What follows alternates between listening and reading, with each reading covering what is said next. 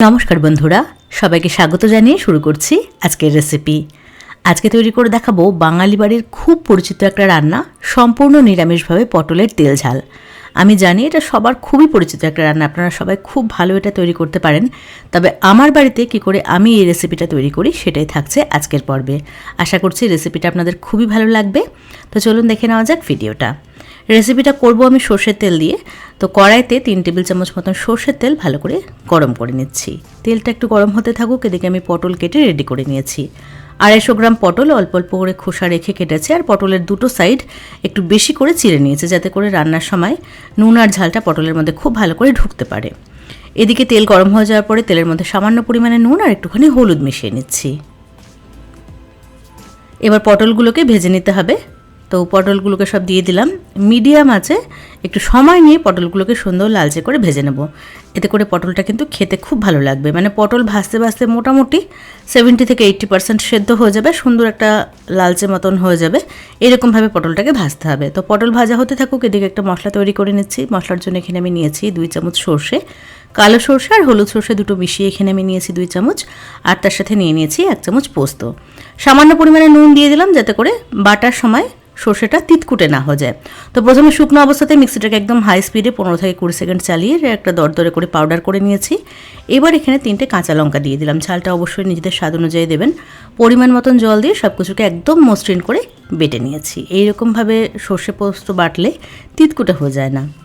এদিকে দেখুন পটলটাও সুন্দর করে ভাজা হয়ে গেছে। এবার তেল ঝরিয়ে তুলে রাখছি পটলগুলোকে। আর আমি প্রথমে কিন্তু তেলের পরিমাণটা একটু বেশি করেই নিয়েছি, এই তেলটার মধ্যেই পুরো রেসিপিটা করব। তো ফোড়নের জন্য দিচ্ছি সামান্য পরিমাণে কালো জিরে, একটা তেজপাতা আর একটা শুকনো লঙ্কা। ফোড়নটাকে কয়েক সেকেন্ড একটু নাড়াচাড়া করে নিচ্ছি। ফোড়নটা চলে এসেছে, এবার দিয়ে দেবো টমেটো পেস্ট। এখানে মাঝারি সাইজের 2টো টমেটো আমি পেস্ট করে নিয়েছিলাম। হলুদ দিয়ে দিলাম পরিমাণ মতন, আর সুন্দর একটা রঙের জন্য একটুখানি কাশ্মীরি লঙ্কার গুঁড়ো। এবার টমেটোটাকে মিডিয়াম আছে মোটামুটি 5-6 মিনিট সময় নিয়ে খুব ভালো করে কষাতে হবে।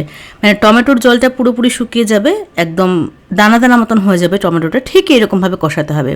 দেখুন ঠিক এরকমভাবে টমেটোটাকে কষিয়ে নিয়েছে, একটু সময় নিয়ে টমেটোটাকে কষাতে হবে। এবার এখানে বেটে রাখা সর্ষে পোস্ত আর কাঁচা লঙ্কা দিয়ে দিলাম, মানে কাঁচা লঙ্কা সর্ষে পোস্ত যেটা বেটে রেখেছিলাম সেটা দিয়ে দিলাম। আর দিয়ে দিলাম অল্প পরিমাণে একটুখানি নুন, নুনটা কিন্তু খুব বুঝে দিতে হবে। আর চিনি দিয়ে দিলাম 1 চামচ মতন। সর্ষে পোস্ত বাটার সময় কিন্তু আমি নুন দিয়েছিলাম, আর পটল ভাজার সময় নুন দিয়েছিলাম, তো সেটা বুঝেই নুনটা ব্যবহার করতে হবে।